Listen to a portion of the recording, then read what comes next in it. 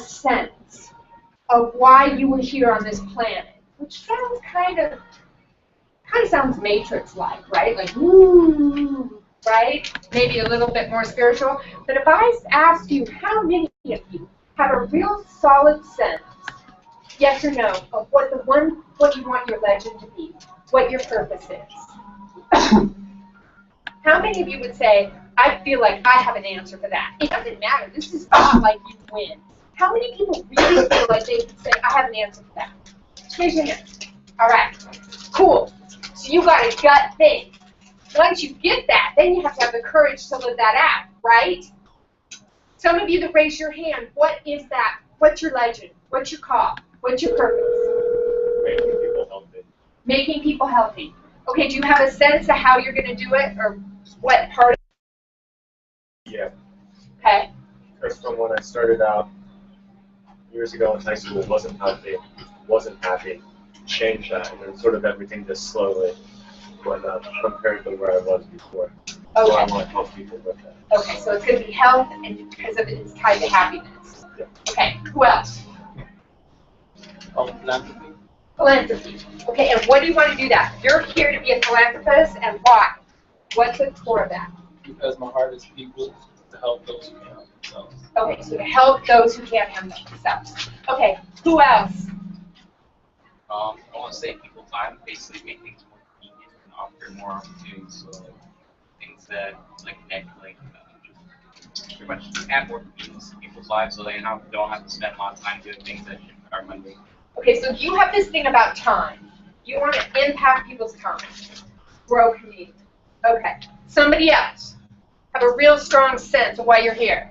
I want to bring people who don't really identify with the tribe to give them a community where they can express themselves fully through music events. Okay, so music and community. You're here to drive music and community. Okay. Anybody else got one they want to share? I want to be one of history's great polymaths. Awesome. One of history's great polymaths. How many of you have read The Alchemist? Okay, put it on your list, right? When I think it's been on the New York bestsellers list for 300 weeks or so. We'll see a clip from it today. He was just interviewed the last 2 weeks by Oprah. He wrote down when he was very young that the whole world was gonna see life differently because of his books. And he has one book that has definitely done that to the world, right? So the sooner we can get clear on receive, because I don't believe it's so much deciding, I believe it's listening to the call that whispers inside your heart, your soul, your spirit, that what you were designed for and what you yearn to create, add value to. I believe finding your vocation, vocer, comes from the Latin that means calling. It's learning to listen to your life, learning to listen to your heart and soul, and so that you can put yourself in that place that you come most alive. Because you get to put yourself, you have choice what you invest in this life. And you can put yourself somewhere that makes you come alive and fills you with excitement and joy. And then you can put yourself somewhere where you feel like dead, right? You have to learn to listen to that, right? You have to learn to listen to that. Okay, so the first thing we're going to work on is clarity. Okay, Norbert, right? N-O-R-B-E-R-T, okay? Have a seat in my lovely office. Welcome to Transformation with Pam. Give me a hand. All right, so you guys are thinking about your own life. We're going to do a little duel on his life, but I want you thinking about your own life, okay? That's how this works. Okay, so talk to me a little bit, okay?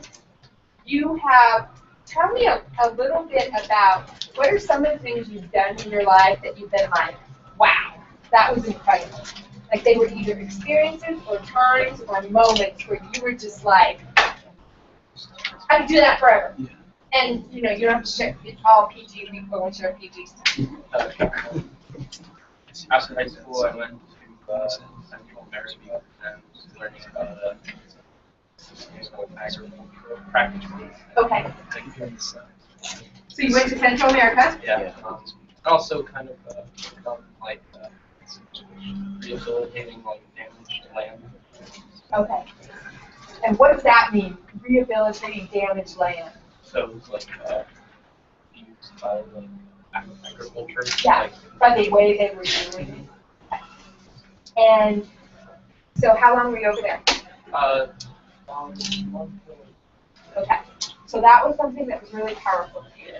What came from that? Did anything come from that? I mean, it's like coming back to me now. I kind of put it behind me thinking it wasn't like a viable, I guess, idea in my head that it wasn't really like worth pursuing. So you just decided after you got done that maybe this wasn't Yeah, worth that I was pursuing. like, I didn't have other people around me, so kind of like. Okay. And I hear that, and I think we all hear that.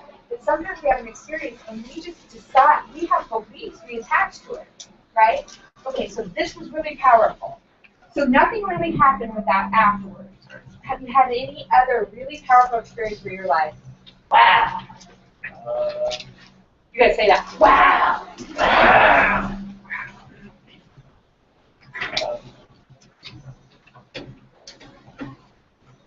It could be an experience in school, it could be an experience at work, anything that when you do it, kind of time goes away and you like to just do it forever. Yeah. And you like go, oh my gosh, 20 hours later.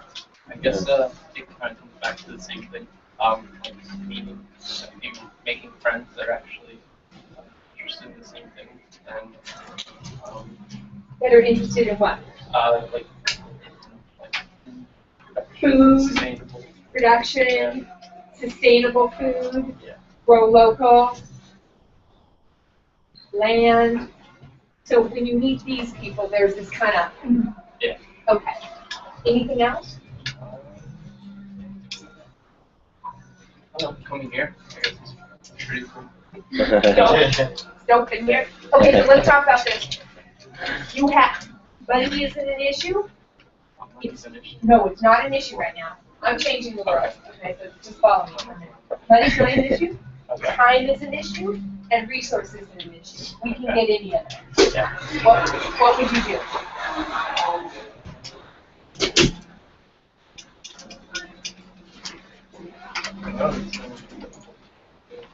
So let's just play. Let's suspend everything. Let's say failure wasn't an issue. Just and you only if you didn't answer in an hour, God would say, sorry, you couldn't make up your mind, so you can't do anything.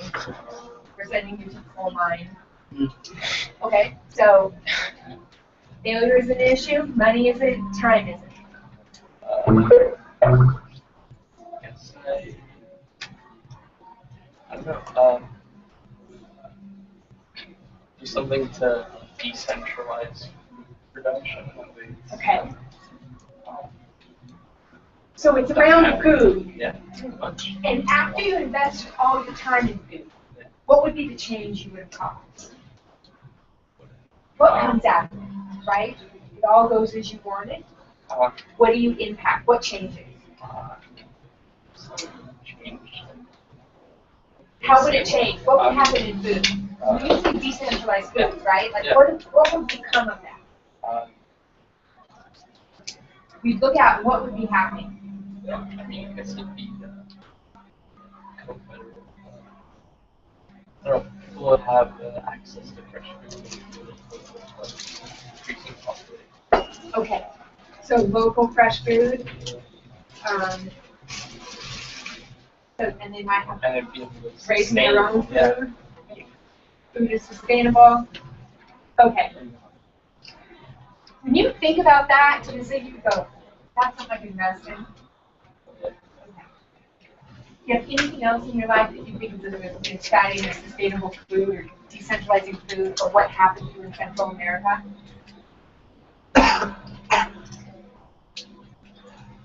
Obviously, well developed.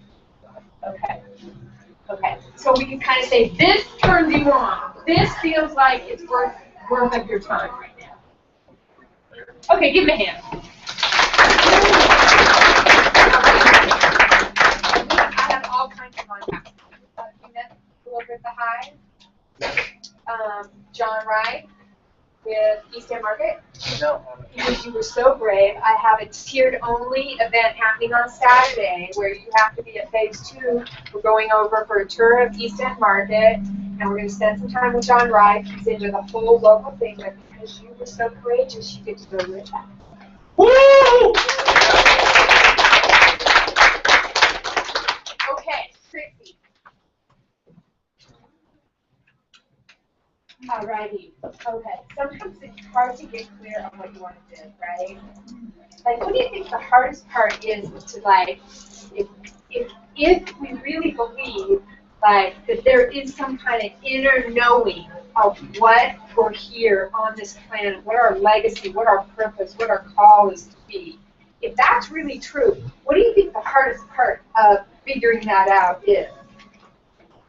You can rephrase it. If I know my purpose. If you believe that purpose wasn't something you found, but you listened and that you kind of knew, right? And that it was something that you knew inside of you.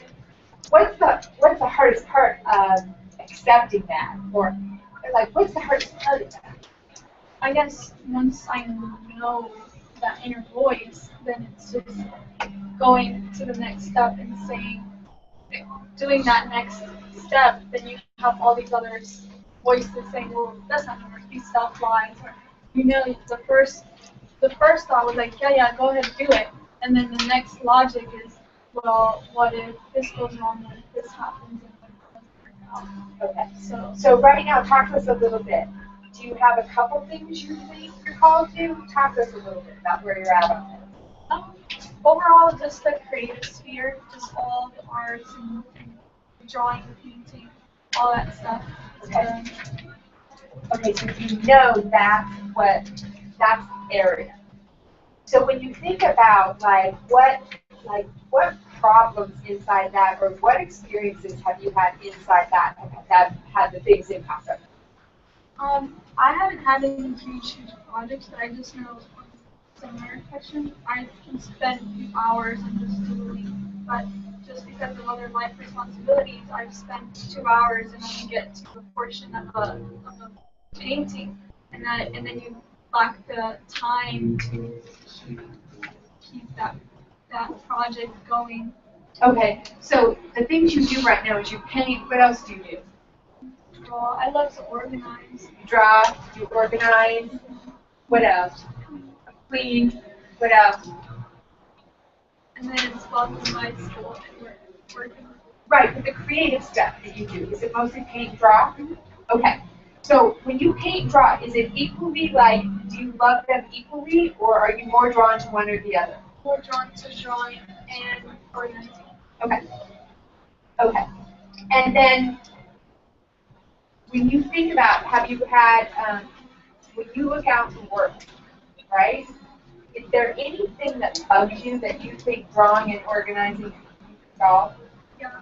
The main part is since when you start the project, you have to have all the utensils around you, and you have to clean it back up, set it up, and then clean it back, put it away. That's a huge struggle. So that's time, and then time of making, producing, and then time to put it away. Okay. So I see that struggle, and why not just have a permanent space, always there, not having to collapse things. So you see kind of maybe there's this issue that artists have this, they're kept from their art because it's not organized, or it's not a permanent drawing desk or something that's always set up. Okay. Have you talked to anyone about that? Just briefly, just on that creative co-op spot. Okay. Okay. So if there was anything else, when you think about, so you're bothered by how much time it takes to get in and out and organize, right? When you're drawing, do you feel what do you feel like when you're drawing? I'm pretty relaxed. I'm mellow, and I'm going with, there's no time. Okay. Do you feel drawing and painting is your call? Not just the drawing painting. I don't feel that's my specific call. Okay. But I feel like business and making that into a venture, being a curator to the creative like atmospheres is my goal. Okay, so serving the people that are drawing and painting, somehow you want to serve this community. So what, if you could solve any problem, what would it be? The lack of, okay, so basically, if you can backtrack, I know that artists, if you're a dedicated, passionate one, you're either going into SCAD, Ringling, the ones in New York or Los Angeles, that's quarter mil after 4 years. And I opted out of that quarter mil after 4 years, so I chose here, but I feel like there's a lack of the prestige of knowledge that I need to have. So to counterbalance, instead of going into that massive decision making, I would rather have some kind of atmosphere of community where artists can still develop themselves, but not have to take that plunge into economic depth. So a community for artists that don't go to the high-end schools, they can accelerate their success and help them go to the next level. Is that what it is?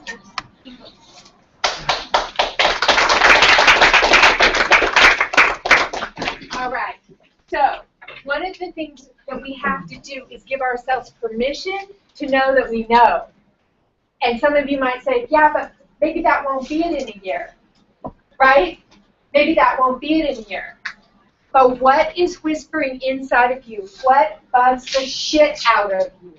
What, if you could change it, would make the most difference? What is worth living for? What has meaning? What has purpose?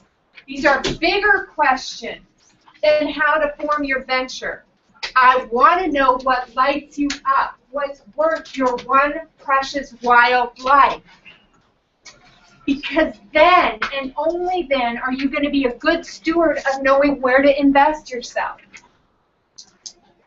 On a huge team solving Ebola in Africa, here working on a scalable startup in technology, creating prosthetics for people that don't have arms. I don't know. We are all different, but God makes no junk and no mistakes. You are here for a purpose. Your life has so much meaning. And the sooner you listen to the call, the sooner you'll be able to impact the world only you can, in only the way you can. Because of the gifts and talents you've been given, because of the experiences and the knowing you already have, and because of the investments you're going to make. So the very first thing that us creators and entrepreneurs, whatever you're going to call us, makers and hackers, world changers, must wrestle with is, what do I want? Who do I want to be? What is the legend of my life? What is the impact that I feel right now? I'm here, the purpose for my life at this point, right? Now, once we feel a sense of purpose, so Jonathan, if I was asking you right now what you feel lit up to do in your life, your purpose, what would you say? Space travel. Space travel. Right. Okay, that's it, right? Is that it? Yes. Okay, like, oh, I'm going to do space travel. And Brendan, if I said to you, what is it, baby? What lights you up? I mean, I know you're a mathematician, so I really want to hear the answer to this. Space travel and interplanetary colonization. Interplanetary colonization. Now, can you imagine that that might not be what lights me up? And what is so cool is none of us are exactly the same, right? Okay. So, this piece of paper, I want you to dare greatly on it.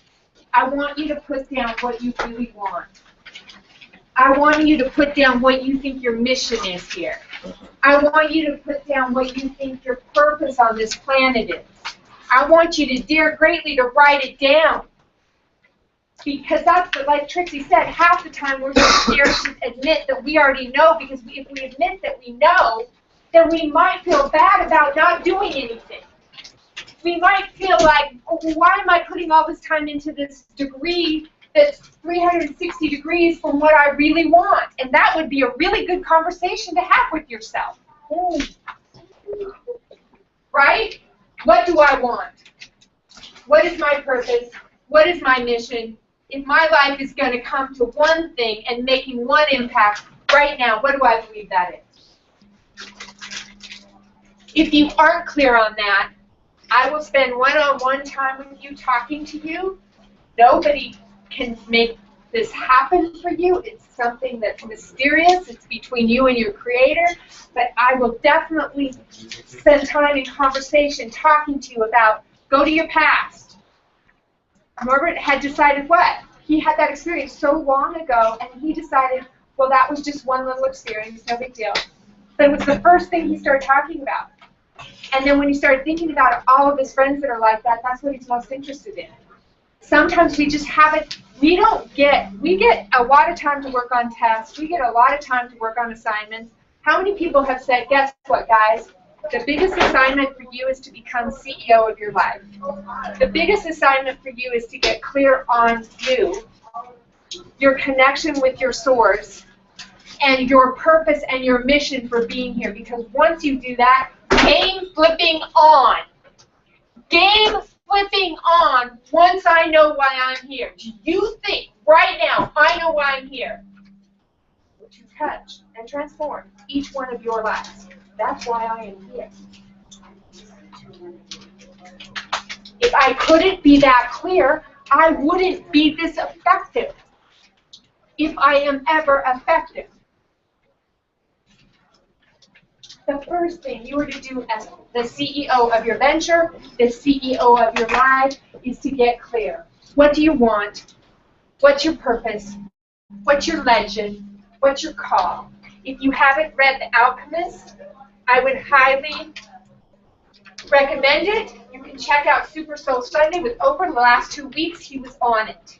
We will see a little snippet of it. Okay, now, yeah. How is it spelled? A-L-C-E. A-L-C-H-E-M-I-S-T. And alchemy is what, Brandon? Chemicals. Yeah, and it's the mixture of what? What would we say? How would you define alchemy? It's the creation. It's changing one thing into another. Right. Alchemy. Like we must dare, we must step out, we must dare. The number one spiritual, the number one emotional characteristic I want you to have is courage. I want you to be able to dare to believe in what's inside of you and then to take the steps. If I could give you anything today, I could bless you with one thing, it would be the courage and the faith to listen and step out and dare to create a life that is radically different than maybe any other life around you, because it is your one precious life. Now, some of us really, we get clear. We know what we're supposed to do. Gosh, I know what I'm supposed to do. But then what happens? No. Doubt, fear, right? False belief. I call them false beliefs, and help me on this. When Norbert went through that thing and it really lit him up, he had this belief, oh, that was a one-time experience, right? That's a false belief. But because he did that, he just stored it in the back of his mind and went on. We get signs in our life. When your heart gets moved, when something happens and you do it and you're the best reflection of yourself you've ever been, it's like, that's a sign. You're being given a sign. You're supposed to continue. But sometimes we've been so programmed to get the A, go make some money, get a girlfriend, get married, get a house, have 2 dogs, and you'll be happy. What if that is the blue pill? What if that is the blue pill? And it's time. Your generation is the generation that can take the red pill and can design lives of meaning and impact that change everybody's life, because you dare so greatly to live out your calling, and then it inspires all of the rest of us to live out ours. Because when I see you dare greatly, it reminds me that I am going to be a national bestseller, and I must finish that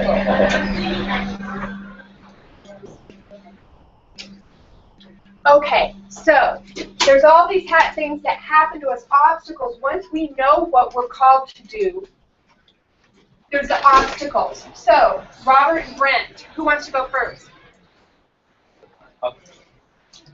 I'm going to stand a little too because I'm getting a little hot, and I might have to take off my jacket here soon or my boots. This is Seattle. This is my Seattle look.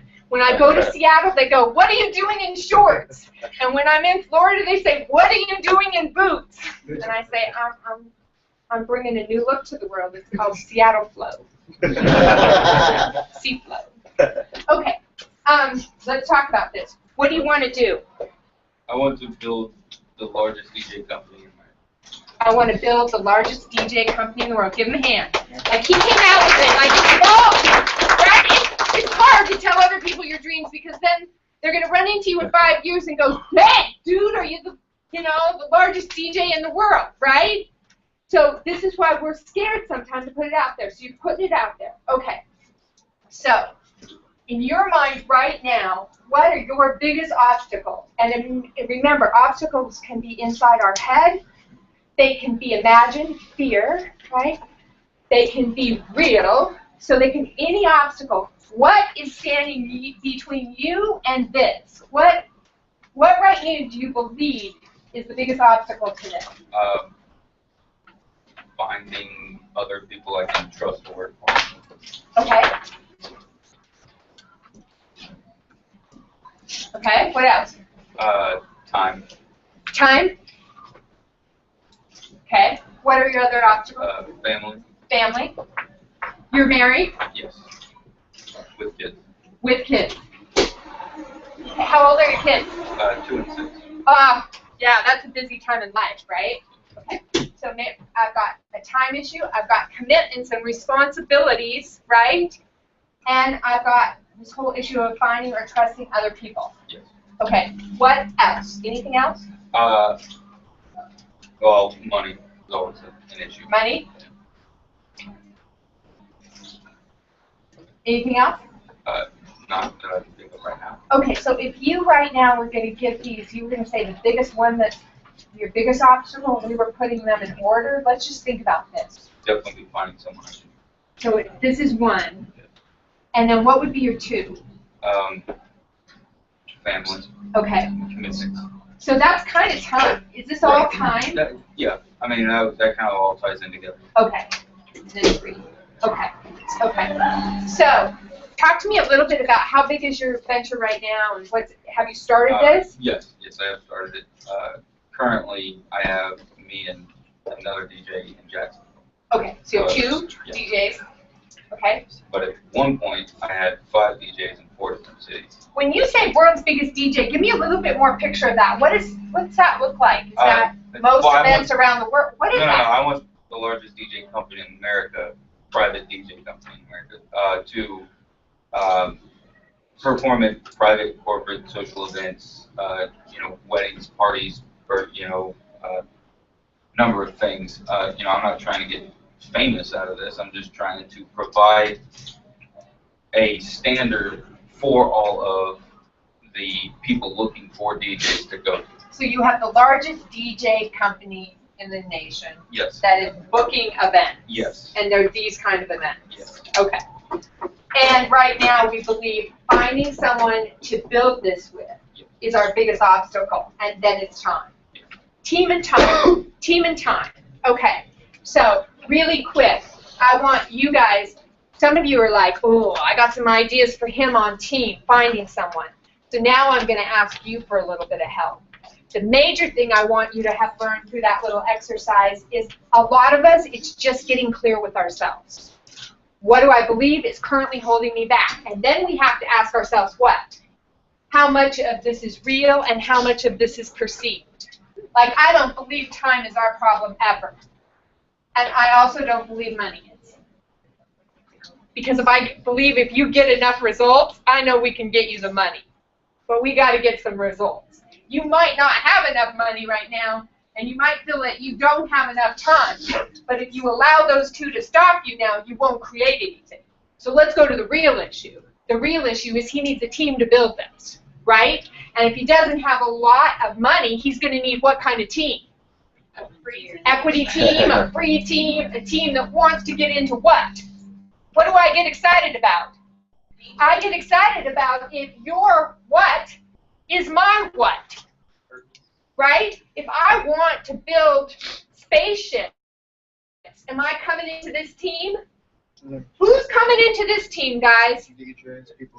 People whose what is DJs, community, music, want to change the world through events, right? So he's got to attract people who the core of their passion is the same what. They might have different talents, but he needs to talk to his tribe, his peeps. And those people are DJs that are passionate about building something huge and impactful at this point, right? Yes, no? Yeah. Okay. So, 3 of you, 4 of you, ask him some key questions to help him on finding this person he could trust. Go.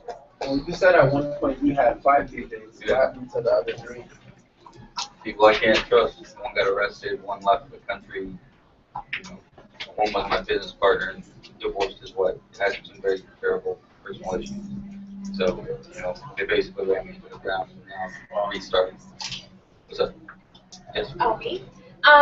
You're at a really good area because there are a lot of like college students that throw parties and they're actually really good DJs. However, they don't believe that they can make a living. Like I know a guy who's majoring in physical therapy, but he's a really awesome DJ. He just hasn't necessarily had that chance to, you know, Right. to actually believe that he can make a living. But he's really great at it, so that can be one. Yeah, like. You know, the problem isn't finding DJs. The problem is finding people I can trust. Okay, somebody want to help on that? Finding someone I can trust. Where do you generally come into contact with people who share the same, like, DJ company into the mobile DJ world? Either people that have already started their own company, yeah, or people that are already working for another company. That's usually. Where do you usually come into contact with those kinds of people? Because you would need someone who's familiar with this industry, right? Yeah, for the most part. Yeah, I've got a system in place, a good training program that sets. No, that's not what he asked you. You got to stay really clear because I got another person we want to have I'm asking like, kind of about community. Where do you run into those people? He's asking you right now. Where do you go to network? Here on campus. Okay. Where else could he go? Yeah. Trade shows, and yeah, there's some trade shows in Orlando for DJs and stuff. Okay, so our issue is trust and people, and we have to have it to grow, right? So have you put out any ads for people yet? Not in the last 6 months, because. Okay, because what? Well, because I wanted to regroup, and I've actually got a meeting with you this afternoon. I'm not the answer. Okay, so, but what we want to say to this is 6 months. Okay, so I'm going to get tough on you now. Yes. Okay, so your dream's been waiting for 6 months. Yes. And 6 months of time has gone by. And 6 months of opportunity has gone by. Don't let the belief I can't find anyone I can trust to help my dream. That's a false belief. You got to beat that baby up. That is just, these people were not trustful. These people are not the right people. I learned, but I got to go back out there. How do you hit a home run? You got to keep swinging, baby. So I need you back out there. I need you back with people, around people. I need you finding people like Phil that's running a rock star company. I feel you need to have as many conversations as possible, as fast as possible, with other DJs. Right, guys? Yeah. Okay, are you serious about this dream? Yeah. Get on it. Okay, friends. So, I have false beliefs. You have false beliefs. When I sold one of my companies, my partner day traded away about 9 digits worth of money. My partner was married to me.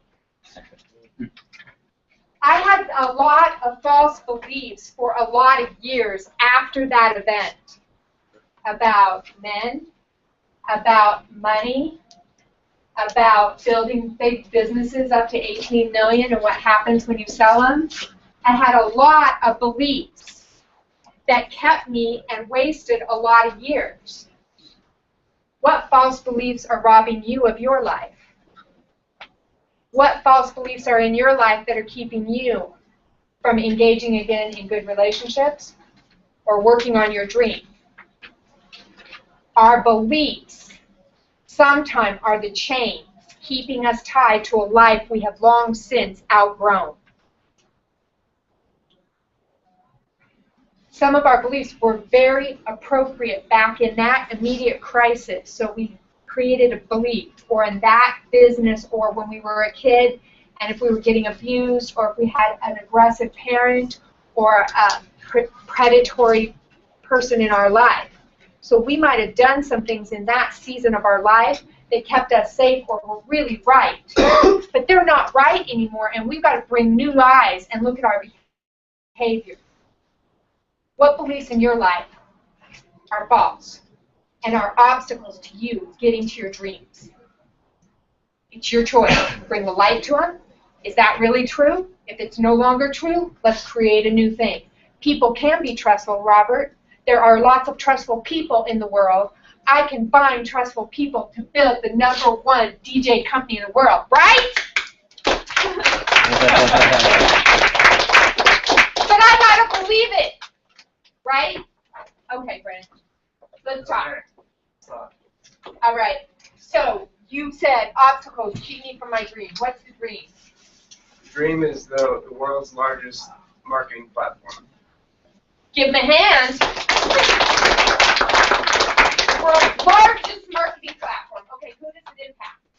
Impacts especially local businesses, all local economies, transitioning from the traditional newspapers and magazines and giving them a mobile platform to connect to everyone around them. So being able to put out whatever they want, and then consumers all around them being able to see everything going on from the businesses around them. Okay, we got a picture of his, right? What he wants, and that's what you want. Is that what you put?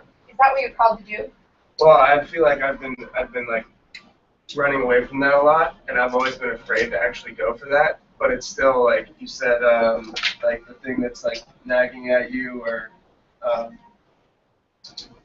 forgot the exact word you used, but it's like, it kind of bugs me. It's like when I see all this hyper-local marketing industry talk, and it's all about Yelp, and it's all about these other companies, and I feel like I have the answer that nobody's talking about. So that's kind of what bothers me, and I've always been afraid to, because it's such a big dream, then it's like really scary and seems so insurmountable that I don't want to try. So stay here. If you just succumb to small little dreams, that's what you're going to accomplish. If you want to accomplish a big, hairy, audacious goal, you got to first be able to say it and believe it, right? We're all scared, even the old ones. Even the ones that have already had maybe one home run or got a double or something. Everybody has fear. But the thing is, you never let fear stop you from stepping forward. You have to learn how to be honest with yourself. He's being honest with himself right now. He's saying, well, I kind of was making a college platform by college. But what I think it is, I think this could change small business marketing. How bold is that? You can't get there if you don't go after it. It's like the people that say, I think the gospel could change the world. Well, they didn't say that. They wouldn't take it to the world. You got to say the first thing. Oh, I'm going to be the national bestseller, so that you actually write the book, or 30 of them. Right? Okay, so what are the obstacles right now? Well, I mean, part of it is just like stepping into it and not coming up with excuses. So the biggest obstacle for you has been what? Belief. You admitting what your dream really is. Yeah. Right? Yeah. Like that it's really this big. Yeah. And the hard part for you admitting it is what? It's been what? Believing it, or what is it? What is it? Because we all have this. You're just helping us deal with it, because it's so much easier when someone else tells us their issues. Yeah. So what is the question? What is? What has kept you from saying this is really what I want to do? I think it's just disbelief that it's like unworthiness, maybe. Like, why would I be the person that could do that? How many of you think that we struggle with unworthiness or disbelief? Like, so that's a false belief right there. I don't have to earn the right to have this dream. I'm born. This is my dream. Now, none of us know exactly if his dream's going to come true. But can we all agree that we know his dream has no shot if he won't at least acknowledge it? Yeah. Is that true? So we got to separate this thing. Certainly there'll be doubt. Certainly there's an unknown. But we got to separate it from the right to say, this is what I want. This is my intent. This is what I feel called to do. This is what I'm lined up with my source to do. This is what I want to go after. Right? We got to be daring greatly to stand there. Can you do it? That's a whole nother how, when, what. First, we got to take hold and say, I want it. I want this. I was born for this. This is calling on my life. I feel insane. Right? We talk ourselves out of it. That's a slap to God. That's a slap to your one precious life. Right? If it's the thing that lights you up, then why would you invest in anything else? If it's fits your gifts and talents, if it's your experiences, why isn't it what you're supposed to do? We got to start talking back to doubt and fear. Get behind me, fear. I'm stepping out. It doesn't matter if you're here, because as long as I take action, you're not going to stop me. Faith that moves mountains moves. It moves. It keeps stepping. It keeps stepping. It keeps believing. Okay? So then what's the other? So your biggest obstacle has been disbelief.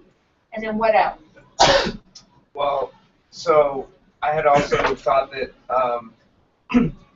that I could kind of like bootstrap this, and that's also kind of been an excuse. It's like, but realistically, lately especially, like in the last week, I feel like I know I can raise money, but I've always said, I'm like, I can do it on my own.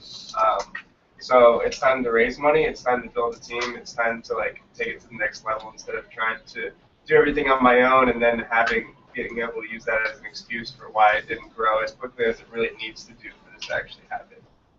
That's really fascinating. So talk to me, because I don't know if everybody knows, you're in how many markets right now? 4. 4, and you get how many downloads on Party Tutor? 60,000 now. So he's made some traction, right? His dream is started, right? So you could say, well, he's doing his dream, but what he's saying, I just heard him say what? That he's been making an excuse. So talk to me about how bootstrapping really becomes an excuse or keeps you safe from the dream. Yeah, well, I've realized that I've been like terrified to take on investment, like really terrified of like, I don't know, I guess bringing someone else into business and then holding myself accountable to what really needs to be done, and then also just the responsibilities that that investment comes with. But it's just necessary. It just has to happen. So how did you have? What was the breakthrough on the money thing? How did you get? What happened so you saw that this bootstrapping thing was really becoming an obstacle to the dream, or that you weren't admitting the dream? What happened? Yeah, I think it was when I talked at Start Something last week. It kind of brought me back to my original vision. I kind of had an epiphany for this whole vision a year ago, and then I ran into a lot of discouragement, and then a lot of made mistakes, and then pushed back that and said, no, that's not what you should be going after. You got to think smaller. You got to move slower. And then as I kind of spoke about what I really believe this could become, and believed it, and then talked to other people after, and someone who was really successful said, you need to move fast, and I believe that. And it's like, yeah, this is it, and I do need to move fast. So, signs. We have to pay attention to, I mean, you've heard of that idea that you might be encountering an angel. You keep your eyes and ears open. There are signs coming to you, giving you confirmation, asking you to move a little to the right, a little to the left. You have to hold this and know. But again, a lot of times we take a little pushback and make a false belief. Like Norbert said, I just decided that was nothing. You decided that first pushback was a sign, no, this is supposed to stay small and be bootstrapped, right? You guys, we are our biggest obstacles. Our lack of faith, our lack of action, and how fear just gets in and starts playing with us. And we're all the same, all of us, right?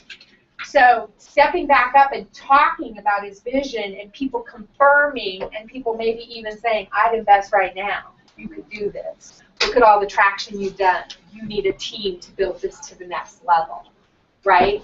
But we have to hold those dreams out, okay? Let's watch this really quick.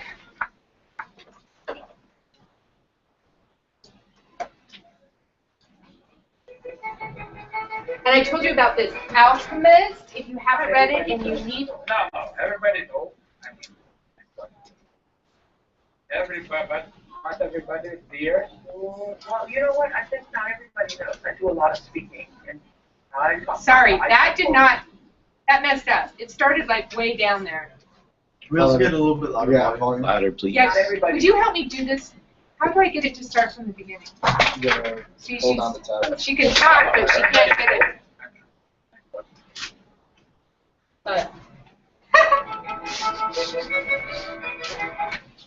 not everybody's going to fulfill it. No, everybody knows. See, it The blind want to access it's the jumping. Not everybody is Hey, here. Kumala, it's jumping. Yeah, I don't think it's not video. Oh, Not do you think? everybody's going to fulfill Oh, it. they cut it. Everybody knows. They might have cut it because of the length.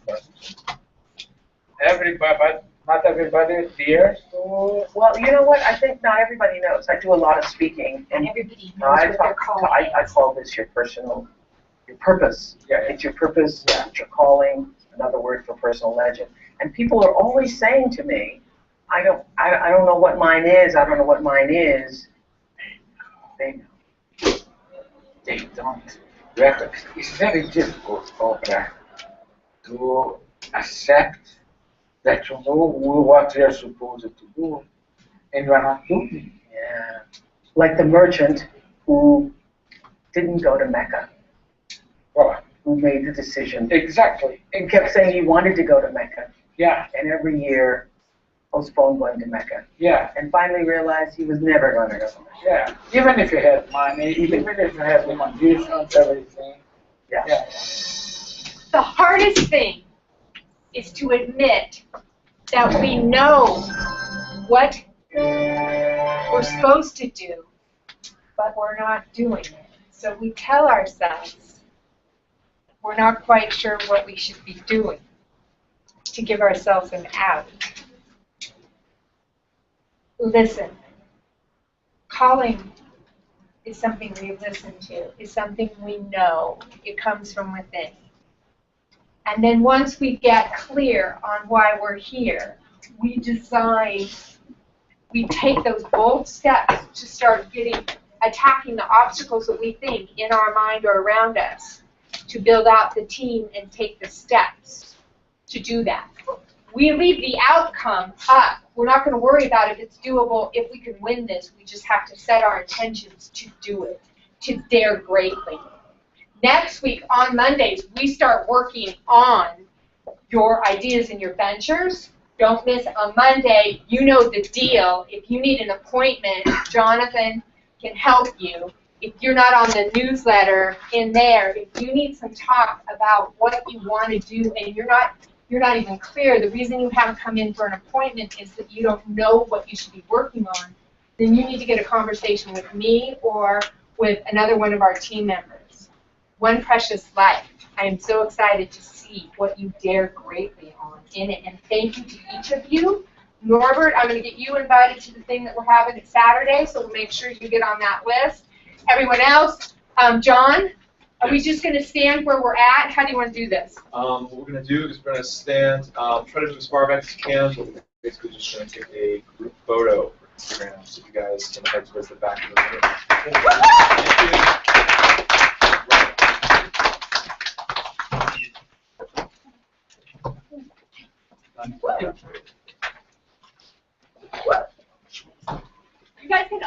those doors so we can let some air out? I know it's really hot.